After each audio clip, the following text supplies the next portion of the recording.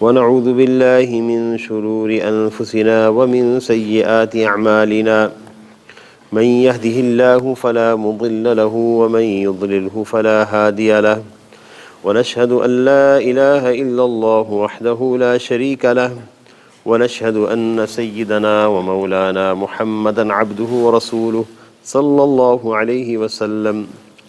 أعوذ بالله من الشيطان الرجيم. بسم الله الرحمن الرحيم. ومن أحسن قولا ممن دعا إلى الله وعمل صالحا وقال إنني من المسلمين. صدق اللہ العظیم. میرے محترم دوستو، بھائی اور بزرگوں، اس ساری کائنات کو پیدا کرنے والے اللہ تعالیٰ کی ذات ہے، اور اللہ جل شانہ اپنی تخلیق یعنی اپنے پیدا کرنے کو دنیا کے اندر اس کی خوبی اور صفت کو ظاہر فرماتے ہیں. علماء فرماتے ہیں کہ اللہ جل شانہ نے جو کائنات کو پیدا کیا ہے، اس میں اللہ تعالیٰ کی 3 بڑی صفات کار فرما ہیں. ایک صفت ابداع ہے. اللہ تعالیٰ نے کائنات عالم کو جو پیدا کیا ہے، اس میں سے بہت ساری چیزیں ایسی ہیں جس کو بغیر کسی مادہ کے، بغیر کسی نمونہ کے پیدا کیا ہے. جیسا کہ قرآن پاک میں آتا ہے، بدیع السماوات والارض. اللہ جل شانہ آسمانوں اور زمینوں کو پیدا کرنے والے ہیں. بدیع اس ذات کو کہتے ہیں جو کسی چیز کو بغیر نمونے کے اور بغیر کسی مادہ کے پیدا کرے. آپ صلی اللہ علیہ وسلم کی خدمت میں یمن کے کچھ لوگ حاضر ہوئے اور آ کر عرض کرنے لگے، یا رسول اللہ، ہم آپ کے پاس فقہ کا علم سیکھنے کے لیے حاضر ہوئے ہیں. یا رسول اللہ، یہ بتائیے کہ اللہ جل شانہ سے پہلے کیا تھا؟ آپ صلی اللہ علیہ وسلم نے ارشاد فرمایا، کان اللہ لم یکن شیء قبلہ. سب سے پہلے اللہ ہی تھے اور اس سے پہلے کچھ نہیں. اللہ جل شانہ ازل سے ہے. تو اللہ تعالیٰ نے جب پیدا فرمایا آسمان اور زمین کو، تو بغیر کسی نمونے کے اور بغیر کسی مادہ کے تخلیق فرمایا. اور پھر اللہ جل شانہ کی صفت تخلیق بھی ہے کہ اللہ تعالیٰ بغیر کسی نمونے کو پیدا کرتے ہیں، لیکن اس سے پہلے مادہ موجود ہوتا ہے. جیسے اللہ تعالیٰ نے حضرت آدم علیہ السلام کو پیدا کیا، اس کے لیے لفظ خلق استعمال فرمایا. وَلَقَدْ خَلَقْنَا الْإِنسَانَ مِنْ سُلَالَةٍ مِنْ طِينٍ. ہم نے انسان کو مٹی سے پیدا کیا. وَخَلَقَ الْجَانَّ مِنْ مَارِجٍ مِنْ نَارٍ. اور جنات کو، شیاطین کو ہم نے آگ سے پیدا کیا. اور اللہ جل شانہ نے ایسا بھی فرمایا کہ نمونہ بھی پہلے موجود ہو اور مادہ بھی موجود ہو. اس کو صنعت کہتے ہیں عربی میں. اس کو تو اللہ جل شانہ نے پہاڑوں کو جو پیدا کیا ہے، یہ اللہ کی صنعت ہے. وَتَرَى الْجِبَالَ تَحْسَبُهَا جَامِدًا. تم پہاڑوں کو بڑا مستحکم دیکھتے ہو، بڑا مضبوط جمع ہوا دیکھتے ہو. وَهِيَ تَمُرُّ مَرَّ السَّحَابِ. یہ قیامت والے دن بادلوں کی طرح اڑ رہے ہوں گے. صُنْعَ اللَّهِ الَّذِي أَتْقَنَ كُلَّ شَيْءٍ. یہ اللہ جل شانہ کی صنعت ہے. پہاڑوں کی تخلیق اللہ کی صنعت ہے. أَتْقَنَ كُلَّ شَيْءٍ، جس نے ہر چیز کو بڑا مستحکم پیدا کیا ہے. تو اللہ جل شانہ خالق بھی ہیں، بدیع بھی ہیں، اور اللہ تعالیٰ صانع بھی ہیں. اور میرے محترم دوستو، بھائی بزرگوں، اسی طرح اللہ تعالیٰ کی صفت تدبیر، مدبر ہونا کائنات عالم کی ایک ایک ذرے میں ظاہر ہے. اللہ جل شانہ مدبر ہیں، تدبیر کرنے والے اللہ ہیں. اللہ الذی خلق 7 سماوات ومن الارض مثلہن. اللہ تعالیٰ ہی نے 7 آسمانوں کو پیدا کیا، اور پھر اسی کی طرح 7 زمینیں بھی اللہ نے پیدا کی. علماء فرماتے ہیں کہ 7 زمینیں کیا الگ الگ اللہ نے پیدا کی ہیں یا 7 زمینیں تہ بتہ ہیں، اس کے بارے میں قرآن پاک اللہ کی کتاب خاموش ہے. کوئی بات ظاہر نہیں ہے، اور نہ ہی انسان کو اتنے انہماک کرنے کی ضرورت ہے کہ اس کے پیچھے لگے کہ 7 زمینیں کہاں ہیں. بس اس کو اللہ کی قدرت غالبہ پر یقین رکھنا ہے. یتنزل الامر بینہن. اس 7 زمین اور آسمان کے درمیان اللہ ہی اپنا حکم نازل فرماتے ہیں۔ مدبر اللہ ہے، اللہ ہی کی ذات مدبر ہے۔ اور ہمارے ایک بزرگ گزرے حضرت شاہ ولی اللہ محدث دہلوی رحمۃ اللہ علیہ، وہ فرماتے تھے کہ مدبر ہونے کا مطلب یہ ہے اللہ تدبیر کرنے والے ہیں۔ اس کا مطلب یہ ہے کہ اللہ جل شان یہ کائنات عالم میں اللہ پاک انسانوں کو دکھاتے ہیں۔ ان فی ذلک لآیات لقوم یعقلون، ان فی ذلک لآیۃ لقوم یتفکرون۔ اللہ تعالیٰ نے غور و فکر کرنے والوں کے لیے، سمجھ بوجھ رکھنے والوں کے لیے اللہ نے اپنا نظام کھولا ہے۔ اس لیے انسان قدرت کی چیزوں میں غور کرے، اللہ کو پہچانے۔ تفسیر ابن کثیر میں ایک واقعہ لکھا ہے، ایک بنی اسرائیل میں ایک عابد تھے، وہ اس زمانے میں ایسا ہوتا تھا کہ وہ 30 سال وہ لوگ عبادت کرتے تھے، پھر کسی مقام اور درجے پہ پہنچ جاتے، اللہ تعالیٰ کی طرف سے خاص رحمت کا معاملہ ان کے ساتھ ہوتا تھا۔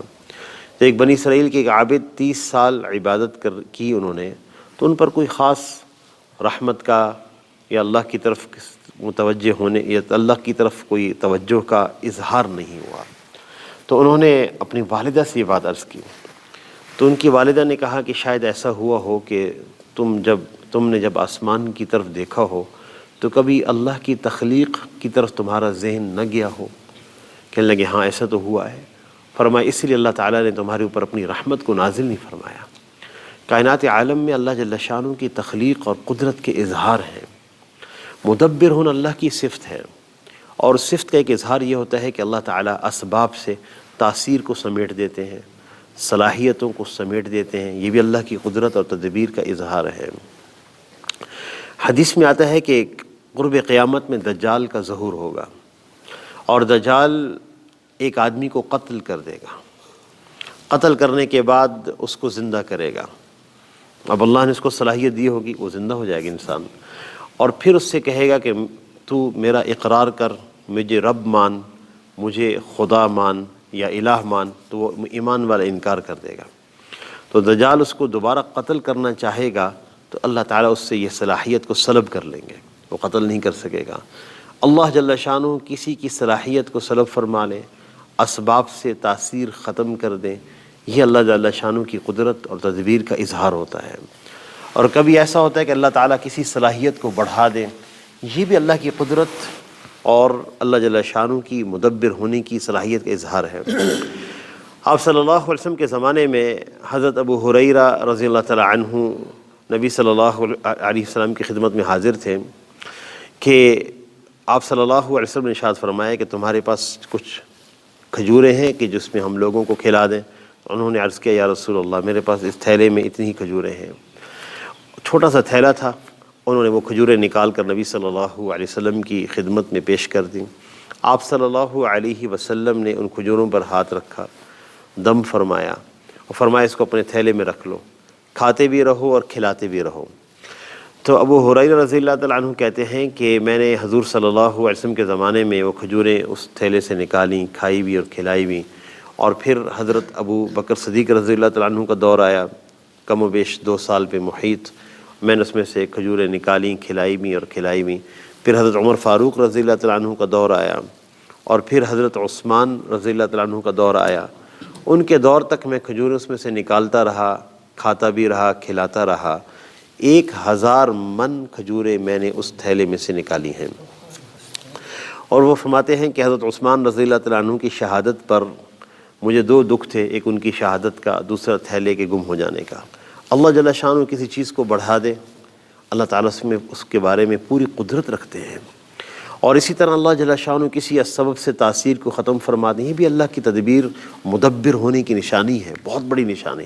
اور اللہ کائنات عالم میں یہ چیزیں روزانہ ظاہر فرماتے ہیں، کل یوم ہوا فی شأن، ہر دن، ہر وقت، ہر لمحہ اس کی شان کا ظہور ہوتا ہے۔ کوئی حیات زندہ ہوتا ہے، کوئی انسان دنیا میں آتا ہے زندگی پاتے ہوئے، کوئی مر جاتا ہے، کوئی کس طرح کا نظام، کبھی کس طرح کا نظام، پورے عالم میں اللہ تعالیٰ کی ہر روز ہر لمحہ ایک نئی شان ہوتی ہے۔ اسی طرح اللہ جل شانہ اسباب اور سے صلاحیتوں کو بدل دیں، جیسے کہ ابراہیم علیہ السلام کو جب آگ میں ڈالا گیا تو روایات میں آتا ہے کہ جب ان کو منجنیق پہ باندھا گیا تو جبرائیل علیہ السلام نے آ کے عرض کیا الک حاجۃ، آپ کو کوئی حاجت ہے میں آپ کی مدد کر دوں؟ اور جبرائیل علیہ السلام کو اللہ تعالیٰ نے بڑی طاقت عطا فرمائی ہے. آپ صلی اللہ علیہ وسلم نے ان کو زندگی میں 2 دفعہ ان کو اپنی اصلی حالت میں دیکھا ہے. ایک غار حرا سے جب آپ تشریف لے جا رہے تھے تو آپ نے ان کو اصلی حالت میں دیکھا کہ جو پورے افق کو انہوں نے بھر لیا تھا، یعنی ان کے اتنا حجم تھا کہ ایک جانب زمین کا جو کنارہ تھا وہ سارا جبرائیل علیہ السلام سے بھرا ہوا تھا. تو آپ صلی اللہ علیہ وسلم جب ان کو دیکھا تو اب غش کھا کے گر گئے. اللہ تعالیٰ نے جبرائیل علیہ السلام کو اتنا جسم، اتنی طاقت اور اتنی ان کو قداور بنایا ہے. تو انہوں نے آ کے عرض کیا الک حاجۃ، کیا حیثیت ہے اس آگ کی جبرائیل علیہ السلام کے سامنے، اور کیا حیثیت ہے اس قوم کی جو ابراہیم علیہ السلام کو جلانا چاہتے ہیں.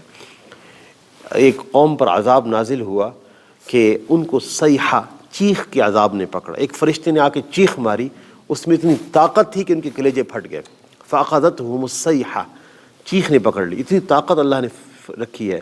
اور جو اسرافیل سور پھونکیں گے یوم ینفخ فی الصور ففزع من فی السماوات ومن فی الارض الا من شاء اللہ، کہ جب سور پھونکا جائے گا تو آسمان اور زمین میں جتنی مخلوقات ہیں سب میں گھبراہٹ طاری ہو جائے گی، خوف طاری ہو جائے گا. اتنی اللہ تعالیٰ نے اس فرشتے کے اندر طاقت رکھی ہے. تو وہ اتنا قوت والا فرشتہ کہتا ہے الک حاجۃ، اے ابراہیم آپ کو کوئی حاجت ہے؟ تو انہوں نے مختصر سا جواب دیا اما الیک فلا واما الی اللہ فبلا، تیری حاجت اگر آپ کی ضرورت ہے تو مجھے نہیں ہے، واما الی اللہ فبلا، اگر اللہ کی ضرورت ہے تو ہمیں حاجت ہے اللہ کی مدد کی. پھر جب ابراہیم علیہ السلام کو آگ میں ڈالا گیا تو انہوں نے فرمایا حسبنا اللہ ونعم الوکیل، مجھے میرا اللہ ہی کافی ہے جو بہترین کارساز ہے. تو قرآن پاک میں آتا ہے یا قلنا یا نار کونی بردا وسلاما علی ابراہیم، ہم نے حکم دیا ہے کہ اے آگ ٹھنڈی ہو جا اور سلامتی والی ہو جا ابراہیم علیہ السلام پر. علماء فرماتے ہیں کہ اللہ جل شانہ نے ابراہیم علیہ السلام کی مدد کے لیے درمیان میں کسی سبب کو استعمال نہیں فرمایا، اللہ تعالیٰ نے بلا واسطہ حکم دیا. تو اللہ تعالیٰ پوری قدرت رکھتے ہیں اسباب سے تاثیر کو سلب کریں. اس لیے کائنات عالم میں اللہ ہی کی قدرت ہے، وہی مدبر ہیں، اور کائنات عالم میں تخلیق بھی انہی کی ہے. اس لیے اللہ کی ذات عالی سے ہونے کا یقین دلوں میں ہو، اور حضور صلی اللہ علیہ وسلم پر ایمان لانا، آپ سے محبت کرنا، آپ کے طریقوں پر چلنا، یہ ایمان کے تقاضوں میں سے ہے. آپ صلی اللہ علیہ وسلم کا ارشاد ہے کہ لا یؤمن احدکم حتی اکون احب الیہ من والدہ وولدہ والناس اجمعین، تم میں سے اس وقت تک کوئی کامل ایمان والا نہیں ہو سکتا جب تک میں اسے اس کی اولاد سے بڑھ کر، اس کے والدین سے بڑھ کر، یہاں تک کہ اس کی ذات سے بڑھ کر محبوب نہ ہو جاؤں. اس لیے سب سے زیادہ محبت حضور صلی اللہ علیہ وسلم سے ہونی چاہیے. اور قرآن پاک میں آتا ہے ام لم یعرفوا رسولہم، کیا وہ لوگ اپنے رسول کو نہیں جانتے؟ اللہ تعالیٰ فرما رہے ہیں کیا وہ لوگ اپنے رسول کو نہیں جانتے؟ اس لیے نبی صلی اللہ علیہ وسلم کی معرفت ہونی چاہیے. صحابہ کرام حضور صلی اللہ علیہ وسلم سے محبت کرتے تھے اور انہوں نے محبت کا حق ادا کیا، اپنی تمام چیزوں کو حضور صلی اللہ علیہ وسلم پر قربان کیا. اللہ اکبر. غزوہ احد میں حضور صلی اللہ علیہ وسلم کی شہادت کی جب خبر پھیل گئی تو ایک خاتون دوڑی آئیں میدان معرکہ جہاد میں، اور وہ پوچھتی تھیں آپ صلی اللہ علیہ وسلم کا. تو لوگوں نے بتایا ابو کی، اخو کی، ابنو کی، زوجو کی قتلو، آپ کا بھائی، آپ کے شوہر، آپ کے والد، آپ یہ سب لوگ، آپ کے بیٹے یہ شہید ہو چکے ہیں. چار رشتے شہید ہو گئے. یعنی اس سے بڑھ کر کون سا رشتہ ہوتا ہے تعلق کا؟ بیٹا بھی شہید، والد بھی شہید، بھائی بھی شہید اور شوہر بھی شہید. تو وہ کہتی تھی کہ مجھے نبی صلی اللہ علیہ وسلم کے بارے میں بتایا جائے. آپ صلی اللہ علیہ وسلم، لوگوں نے کہا آگے چلی جائیں. جب آگے گئیں تو نبی صلی اللہ علیہ وسلم تشریف فرما تھے، اپنا خون پونچھ رہے تھے اپنے وجہ مبارک سے. تو نبی صلی اللہ علیہ وسلم کی قمیص کا دامن پکڑا اور کہنے لگی لا ابالی اذا سلمت من عتب. تاریخی الفاظ ہیں، اس خاتون کے جذبات کا ترجمہ تو نہیں کیا جا سکتا، لیکن الفاظ کا ترجمہ کیا جا سکتا ہے. عجیب الفاظ ہیں. کیا ان کی شان ہوگی محبت کی، اور کیا مقام ہے ان کا. کہنے لگی لا ابالی اذا سلمت من عتب، جب آپ کو کوئی تکلیف نہیں پہنچی تو مجھے کوئی کسی غم کی کوئی پرواہ نہیں ہے۔ تو اگر نبی صلی اللہ علیہ وسلم کی محبت دلوں میں نہیں ہوگی پھر تو مخلوق کی محبت دلوں میں پیدا ہو جائے گی۔ ہمارا نوجوان محبت کا مفہوم غلط سمجھتا ہے۔ ہمارے نوجوان کی ہندو میڈیا نے تربیت کی ہے، وہ سمجھتا ہے کہ اجنبیہ لڑکی سے تعلق کو محبت کہا جاتا ہے۔ اس کو اللہ جل شانہ نے مرض فرمایا ہے، فَيَطْمَعَ الَّذِي فِي قَلْبِهِ مَرَض، جن کے دلوں میں مرض ہوتا ہے وہ تمنا کریں گے۔ وَإِذَا سَأَلْتُمُوهُنَّ مَتَاعًا فَاسْأَلُوهُنَّ مِنْ وَرَاءِ حِجَابٍ، کہ اے نبی صلی اللہ علیہ وسلم کی عورتوں، جب تم سے کوئی سوال کرے تو پردے کے پیچھے کریں، اور اپنی آواز میں سختی پیدا کرو تاکہ جس کے دل میں مرض ہے وہ طمع نہ کرے۔ تو محبت کو تو مرض کہا گیا، جو اجنبیہ سے تعلق کی بنیاد کو نوجوان نے محبت کہا ہوا ہے، اور پھر اس کے پیچھے اپنی ساری زندگی لگانے کی چکر میں ہے۔ اس کی میڈیا نے ایسی تربیت کی ہے کہ اس کو بتایا ہے کہ اگر تو اس محبت کو پا لے گا تو کامیاب ہے، نہیں پائے گا تو اپنی جان دے دو۔ تو وہ نوجوان جان دے دیتا اس کے لیے۔ محبت اللہ سے ہو، محبت اللہ کے رسول صلی اللہ علیہ وسلم سے ہو، سب سے زیادہ محبت حضور صلی اللہ علیہ وسلم کے اہل بیت سے ہو۔ آپ صلی اللہ علیہ وسلم نے ایک دفعہ حضرت حسن اور حضرت حسین رضی اللہ تعالیٰ عنہما کا ہاتھ پکڑا۔ آپ نے فرمایا کہ من احبنی، جو مجھ سے محبت کرے، وہ احبہما، اور جو ان دونوں سے محبت کرے، وہ احب اباہما، اور جو ان کے والد سے محبت کرے، حضرت علی کرم اللہ وجہہ، وہ احب امہما، اور جو ان کی ماں سے محبت کرے یعنی فاطمہ رضی اللہ تعالیٰ عنہا سے، کان معی فی درجتی یوم القیامہ، وہ قیامت کے دن جنت میں میرے درجے میں میرے ساتھ ہوگا۔ تو آپ صلی اللہ علیہ وسلم سے محبت کرنا تمام مخلوقات سے بڑھ کر ہو، تمام چیزوں سے بڑھ کر ہو، جیسے صحابہ اکرام کو محبت تھی۔ تمام علائق، تعلقات، حضرت مولانا یوسف صاحب کاندھلوی رحمۃ اللہ علیہ نے حیات الصحابہ میں باب باندھا ہے، تمام تعلقات قربان کیے، تمام نفسانی خواہشات قربان کی۔ اللہ اکبر۔ جب بیعت عقبہ جب ہو رہی تھی، جس میں 72 لوگ آئے ہوئے تھے مدینہ المنورہ سے، تو حضرت عباس رضی اللہ تعالیٰ عنہ حضور صلی اللہ علیہ وسلم کے چچا بھی ساتھ آئے تھے نبی صلی اللہ علیہ وسلم کے ساتھ۔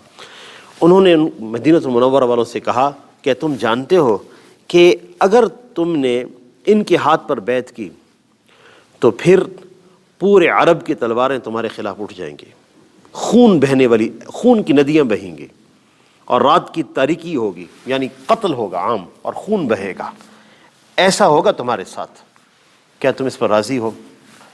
انصار نے کہا کہ ہم نبی صلی اللہ علیہ وسلم کے ہاتھ پر بیعت کریں گے، ہمیں ملے گا کیا؟ آپ نے فرمایا کہ آپ نے پہلے فرما دیا تھا کہ بیعت یہ ہے کہ تم میری اس طرح حفاظت کرو گے جیسے تم اپنی اولاد کی حفاظت کرتے ہو، اپنے مال کی حفاظت کرتے ہو۔ کہنے لگے یا رسول اللہ، اور حضرت عباس رضی اللہ تعالیٰ عنہ نے بھی بتا دیا کہ ساری دنیا کی تلواریں تمہارے خلاف ہو جائیں گی، تو کہنے لگے ملے گا کیا اس پر؟ آپ نے فرمایا جنت۔ تو عبداللہ بن رواحہ آگے بڑھے، کہنے لگے ربح البیع، یہ تو بہترین سودا ہے، ہم کبھی اس کو ختم نہیں کریں گے، لا نقیل ولا نستقیل، ہم اس کو ختم نہیں کرنا چاہیں گے۔ تو آپ صلی اللہ علیہ وسلم سے محبت کا تقاضا یہ ہے کہ حضور صلی اللہ علیہ وسلم کی اطاعت کی جائے، آپ کی سنتوں پر عمل کیا جائے، ایک ایک سنت پر عمل۔ صحابہ اکرام کے بارے میں تابعین فرماتے ہیں کہ اگر تم صحابہ اکرام کو رسول اللہ صلی اللہ علیہ وسلم کی سنتوں پر عمل کرتے دیکھ لیتے تو تم ان کو مجنون سمجھتے، اتنا اہتمام تھا، اتنا اہتمام تھا۔ تو آپ صلی اللہ علیہ وسلم کے ارشادات سے محبت، آپ کی احادیث سے محبت، آپ کے اقوال سے محبت، افعال سے محبت، یہاں تک کہ فقہاء نے لکھا ہے حضور صلی اللہ علیہ وسلم کو کدو پسند تھا، کدو۔ فقہاء نے لکھا ہے کہ کسی مجلس میں یہ کہا جائے کہ رسول اللہ صلی اللہ علیہ وسلم کو کدو پسند تھا، اور اسی مجلس میں کوئی آدمی یوں کہہ دے کہ مجھے پسند نہیں ہے، تو وہ شخص دائرہ اسلام سے باہر چلا جاتا ہے۔ آپ صلی اللہ علیہ وسلم کے مقام سے ہم واقف نہیں ہیں۔ جب ہمارے نبی نے ہمارے اللہ نے اپنے نبی کی تعریف کی، محمد الرسول اللہ والذین معہ اشداء علی الکفار، یہ وہ قرآن کی واحد آیت ہے جس کے بارے میں مفسرین نے لکھا ہے کہ حروف ہجا، عربی کے جو حروف ہجا ہیں، الف سے لے کے یا تک اللہ نے سارے حروف اس میں جمع کیے ہیں کہ اے نبی صلی اللہ علیہ وسلم جتنے حروف ہیں اس تعریف کے لیے آپ کی خدمت میں پیش ہیں۔ آپ صلی اللہ علیہ وسلم کا یہ مقام اور مرتبہ ہے۔ اور یہ جو قرآن پاک میں آتا ہے ان اللہ وملائکتہ یصلون علی النبی، اللہ اس کے فرشتے اپنے نبی پر رحمت بھیجتے ہیں، وہاں امام بخاری رحمۃ اللہ علیہ نے ابو العالیہ رحمہ اللہ کا قول نقل کیا ہے کہ اللہ تعالیٰ اپنے نبی کی فرشتوں کے سامنے تعریف کرتے ہیں، ان کی تعظیم کرتے ہیں۔ وَرَفَعْنَا لَكَ ذِكْرَكَ، اے نبی صلی اللہ علیہ وسلم ہم نے آپ کے ذکر کو بلند کر دیا۔ اس لیے نبی صلی اللہ علیہ وسلم سے محبت کیسے ہوتی ہے؟ ایک ہے ہم زبانی کہیں کہ میں محبت کرتا ہوں، ایک ہے محبت میں اضافہ ہوتا چلا جائے، اضافہ ہوتا چلا جائے۔ جتنی جتنی سنتوں پر اہتمام بڑھتا جائے گا اتنا اللہ تعالیٰ خود مؤمن کے دل میں حضور صلی اللہ علیہ وسلم سے محبت کو بڑھاتے چلے جائیں گے۔ محبت کا کیا فائدہ ہوگا؟ آپ صلی اللہ علیہ وسلم کی خدمت میں ایک دیہاتی آدمی آیا، کہنے لگا یا رسول اللہ متی الساعہ، قیامت کب ہوگی، کب قائم ہوگی؟ آپ صلی اللہ علیہ وسلم نے ارشاد فرمایا ما اعددت لها، آپ نے اس کے لیے کیا تیاری کی ہے؟ تو آپ پوچھ تو رہے ہیں تیاری کیا کی ہے؟ کہنے لگے یا رسول اللہ حب اللہ و رسولہ، اللہ اس کے رسول سے محبت ہے بس اور کچھ نہیں۔ آپ نے ارشاد فرمایا کہ تو جس سے محبت کرتا ہے اسی کے ساتھ ہوگا، تو اس لیے کوشش کریں گے انشاءاللہ۔ اور بھائی اسی طرح آپ صلی اللہ علیہ وسلم نے ہمیں برکت کے، رحمت کے راستے دکھائے ہیں، اور وہ راستے اخلاق حسنہ ہیں۔ آپ صلی اللہ علیہ وسلم کے ارشاد ہے صلہ رحمی کے بارے میں من احب ان یبسط له فی رزقہ وینسأ له فی اثرہ فلیصل رحمہ، جو شخص یہ چاہتا ہے کہ اللہ اس کا رزق بڑھا دے، اس کی عمر لمبی کر دیں، اس کو چاہیے کہ صلہ رحمی کریں۔ تو صلہ رحمی اپنے والدین کے ساتھ، صلہ رحمی اپنے بھائیوں کے ساتھ، صلہ رحمی اپنی بہنوں کے ساتھ، اور اپنے بڑوں کا احترام کرنا، اپنے بڑوں کا اکرام کرنا۔ آپ صلی اللہ علیہ وسلم کے ارشاد ہے ہمارے بعض نوجوانوں کو گھروں کے اندر اپنے بوڑھے آدمی کی، بڑے آدمی کی خدمت ناگوار گزرتی ہے۔ نوجوان بسا اوقات خدمت نہیں کرتے، نوجوان بچیاں نہیں کرتی، حالانکہ حدیث میں آتا ہے کہ ما اکرم شاب شیخا لاجل سنہ الا قید اللہ عند سنہ من یکرمہ، جو نوجوان اپنے نوجوانی کے اندر کسی بوڑھے انسان کی خدمت کرے گا، اللہ تعالیٰ اس نوجوان کے بڑھاپے میں ایک نوجوان مقرر کریں گے جو اس کی خدمت کرے گا۔ اس لیے اپنے بڑوں کی خدمت کرنا، اپنے بوڑھے لوگوں کی خدمت کرنا، اور بوڑھے لوگوں کے ساتھ بے توقیری نہ کرنا، بہت سخت اس کو نبی صلی اللہ علیہ وسلم نے اس کی تحدید فرمائی ہے۔ بوڑھے آدمی کو ہلکا سمجھنے والا منافق انسان ہو سکتا ہے۔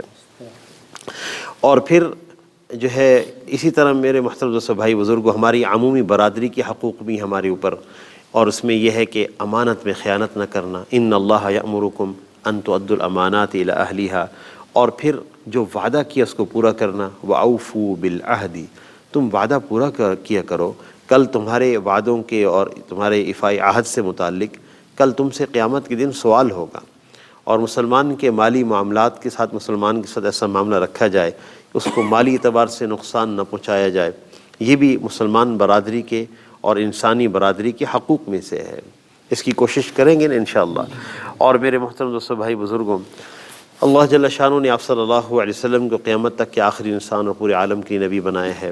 ہمارے نبی صلی اللہ علیہ وسلم کا جو تعلق تھا ہمارے ساتھ، اس کے بارے میں تو قرآن میں یوں آتا ہے لقد جاءکم رسول من انفسکم، ہم نے تمہارے اندر ایک رسول مبعوث کیا ہے، عزیز علیہ ما عنتم، تمہیں کوئی تکلیف پہنچے تو انہیں بڑی گراں گزرتی ہے، حریص علیکم بالمؤمنین، صحابہ کرام کے بڑے بڑے شخصیات، اجل صحابہ کرام حضور صلی اللہ علیہ وسلم کے سامنے شہید ہوئے۔ اللہ اکبر، کیا نبی صلی اللہ علیہ وسلم کے قلب مبارک پر گزرتی ہوگی۔ سعد بن معاذ رضی اللہ تعالیٰ عنہ شہید ہوئے، اور ان کا خیمہ جب وہ ان کو زخم لگ گیا تھا جنگ احزاب میں، زخم لگ گیا تھا، اس کا خون رکتا نہیں تھا۔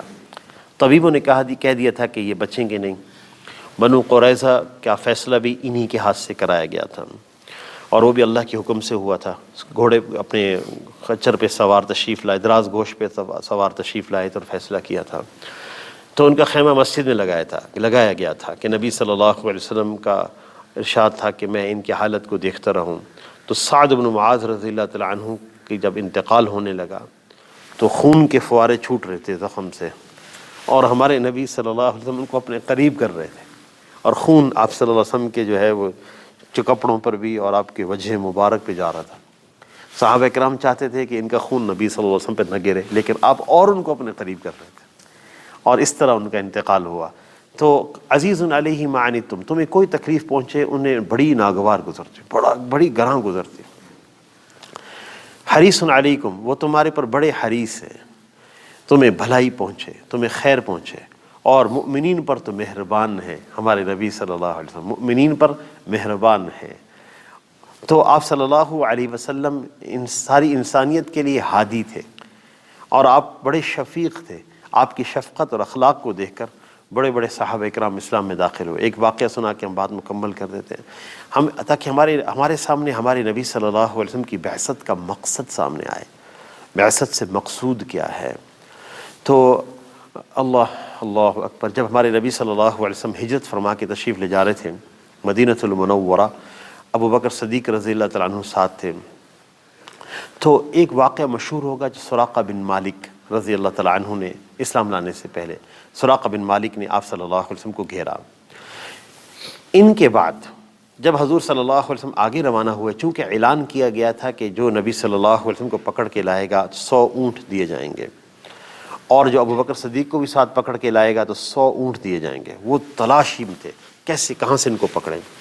تو آپ صلی اللہ علیہ وسلم مدینہ طیبہ کی طرف رواں تھے کہ بریدہ اسلمی 100 سواروں کے ساتھ، 100 لوگ ان کے ساتھ تھے، انہوں نے نبی صلی اللہ علیہ وسلم کو گھیر لیا، وہ بھی انعام کے چکر میں بھاگ رہے تھے۔ اللہ اکبر، ہمارے نبی صلی اللہ علیہ وسلم کے اخلاق، ہمارے نبی صلی اللہ علیہ وسلم کی شان کریمی، اور ہمارے نبی صلی اللہ علیہ وسلم کی صفت احسان، سب دعوت تھا۔ جب آپ کے قریب ہوئے نا تو آپ نے فرمایا من انت، کون ہے آپ؟ کہنے لگے بریدہ۔ بریدہ بردن سے ہے، عربی میں اس کا معنی ہوتا ہے ٹھنڈا، تو بریدہ، آپ نے فرمایا برد امرنا، ہمارا معاملہ ٹھنڈا ہو گیا۔ تو کہنے لگے، آپ نے فرمایا من این، کہنے لگے اسلمی، اسلم قبیلے سے۔ آپ صلی اللہ علیہ وسلم نے ارشاد فرمایا سلمنا، ہم نجات پا گئے۔ آپ نے فرمایا اچھا اسلم میں سے کس شاخ سے ہو؟ کہنے لگے بنو سہم۔ سہم عربی میں کہتے ہیں حصے کو، حصہ، سہم حصے کو کہتے ہیں، یہ آپ کا سہم ہے، آپ کا حصہ ہے۔ تو آپ صلی اللہ علیہ وسلم نے فوراً ارشاد فرمایا خرج سہمک فی الاسلامی، آپ کا حصہ تو اسلام میں نکل آیا ہے۔ وہ کہنے لگے آپ کون ہیں؟ آپ نے فرمایا انی رسول اللہ محمد ابن عبداللہ، میں اللہ کا رسول ہوں، محمد ابن عبداللہ۔ تو وہ کہنے لگے اشہد ان لا الہ الا اللہ وانک رسول اللہ، اسلام میں داخل ہو گئے۔ آپ صلی اللہ علیہ وسلم سے کہنے لگے یا رسول اللہ مجھے کوئی علامت عطا فرما دیں۔ تو آپ صلی اللہ علیہ وسلم نے اپنا امامہ شریف اتارا، ان کو دیا، ان سے فرمایا کہ اس کو نیزے پہ باندھ لے اور مدینۃ المنورہ میں ہمارا استقبال کرے۔ تو وہ 100 سواروں کے ساتھ حضور صلی اللہ علیہ وسلم کے استقبال میں مدینۃ المنورہ میں انصار کے ساتھ موجود تھے، آپ کا امامے کا جھنڈا بنائے ہوئے تھے۔ تو ہمارے نبی صلی اللہ علیہ وسلم کے اخلاق دعوت ہے، ہمارے نبی صلی اللہ علیہ وسلم کے اقوال دعوت ہے، اور ہمارے نبی صلی اللہ علیہ وسلم کا احسان دعوت ہے۔ صفوان بن امیہ جیسے لوگوں کا اسلام میں داخل ہونا صرف رسول اللہ صلی اللہ علیہ وسلم کے احسان کی وجہ سے تھا۔ معجزات کی بنیاد پر بھی یہ لوگ اسلام میں داخل نہیں ہوئے تھے۔ فتح مکہ کے بعد جو غزوہ بنو ثقیف اور حوازن اور طائف پیش آیا ہے، یہ نبی صلی اللہ علیہ وسلم کے ساتھ اس لیے تھے کہ ہم دیکھتے ہیں کہ اگر وہ حملہ آور طائف والے، حوازن والے غالب ہو گئے تو ہم ان کے ساتھ ہو جائیں گے، اگر یہ غالب ہو جائیں گے تو ہم ان کے ساتھ ہو جائیں گے۔ دل سے کسی کے ساتھ نہیں تھے، نبی صلی اللہ علیہ وسلم کے قریبی رشتہ دار۔ اور پوری جب اللہ نے فتح نصیب فرمائی، پوری گھاٹی جو ہے وہ مویشیوں سے بھری ہوئی تھی۔ مویشی والے جانتے ہیں، جو مواشی چراتے ہیں مویشی چراتے ہیں، وہ جانتے ہیں ان کی کیا قیمت ہوتی ہے۔ پوری مویشی گھاٹی سے بھری ہوئی تھی۔ تو صفوان دیکھ رہے تھے، تعجب کا اظہار کر رہے تھے، کتنا مال غنیمت ملا۔ آپ نے فرمایا آپ کو تعجب ہو رہا ہے کہ یا رسول اللہ تعجب ہو رہا ہے؟ آپ نے فرمایا سارا آپ کا ہے۔ تو اس موقع پر اسلام میں مداخل ہو گئے۔ تو ہمارے نبی صلی اللہ علیہ وسلم کی صورت، سیرت سب دعوت تھا۔ اس لیے بھائی ہمارے مسلمان کی ہر ایک ایمان والی کی ذمہ داری ہے کہ لوگوں کو اللہ کی طرف بلائے، اپنے اخلاق سے، اپنے حسن سیرت سے، اپنے اچھے معاملات سے، اپنی دعوت سے، سب کو اللہ کی طرف بلانا کہ غیر مسلم بھی ایک بھی باقی نہ رہے، سب اسلام میں داخل ہو جائیں۔ حسن معاملات سے، ہمارے نبی صلی اللہ علیہ وسلم جیسے معاملات کسی کے نہیں ہیں، ان جیسے اخلاق کسی کے نہیں ہیں، ان جیسے حقوق جو انہوں نے انسانیت کو دیے کسی کو نہیں ہے۔ اگر میں وہ حق اور وہ اچھا اخلاق یا اچھا معاملہ اس لیے کر لوں کہ اللہ میری وجہ سے شاید اس غیر مسلم کو اسلام کی توفیق دے دے۔ ہم پیراگوئے میں تھے، ہمارے میر صاحب بیٹھے ہوئے، ہم ایک عرب نے کہا، میرے پاس ایک بوڑھیا خاتون آئیں، ایک عرب ہمیں کہنے لگے، تو وہ اس نے کوئی چیز خریدی تو وہ اپنا موبائل بھول کر چلی گئی۔ میں نے موبائل سنبھال لیا کہ شاید وہ خاتون کسی وقت آئے۔ اچھا وہ بہت عرصے کے بعد ان کا گزر ہوا دوبارہ، تو وہ بھول چکی تھیں، وہ میرے پاس آئیں، کوئی چیز خریدی جانے لگیں، تو میں نے ان کا موبائل نکال کر دیا کہ آپ کیا یہ سامان رہ گیا تھا؟ تو کہنے لگی بیٹا یہ آپ کو کس نے سکھایا کہ میری چیز مجھے واپس کرنا، کس نے سکھایا؟ تو میں نے کہا میرے اسلام نے مجھے سکھایا ہے۔ کہنے لگے اچھا آپ مجھے اس اسلام کی میں اس اسلام میں داخل ہو سکتی ہوں؟ تو میں نے کہا کیوں نہیں؟ تو وہ اس اسلام میں میرے اس موبائل واپس کرنے کی وجہ سے اسلام میں داخل ہو گئی۔ ہمارے نبی صلی اللہ علیہ وسلم کی یہ جو جتنے معاملات ہیں یہ سب ہدایت کا ذریعہ ہے، اخلاق ہدایت کا ذریعہ ہے، معاشرت ہدایت کا ذریعہ ہے، خرید و فروخت ہدایت کا ذریعہ ہے۔ من اقال مسلمن، ہم خریدی ہوئی چیز واپس نہیں لیتے، آج بیچی ہوئی چیز واپس نہیں لیتے، جو چیز ہم نے خرید لی دکاندار واپس نہیں لیتا۔ من اقال مسلمن، جو مسلمان سے خریدی اور بیچی ہوئی چیز واپس لے لے، اقال اللہ عثرتہ یوم القیامہ، کل قیامت کے دن اللہ تعالیٰ ان کے گناہوں کی مغفرت فرما دیں گے۔ بعض ملکوں میں جیسے مالی مار، جیسے وہ ایک علاقے ہیں ہندوستان کے بعض علاقے یا بعض ملکوں کے اندر، صحابہ کرام رضی اللہ عنہم اجمعین کی تجارت کی وجہ سے اسلام پھیلا ہے۔ اس لیے ہماری دعوت حقوق سے بھی ہے، اخلاق سے بھی ہے، معاشرت سے بھی ہے اور زبان سے بھی ہے۔ تو اس کے لیے گزارش کی جاتی ہے کہ بھائی ہم اس دعوت کی محنت کے لیے اپنے آپ کو تیار کریں۔ اس کے لیے سب بھائی ارادہ فرماتے ہیں؟ جی ماشاء اللہ، ارادوں کا اظہار فرمائیں۔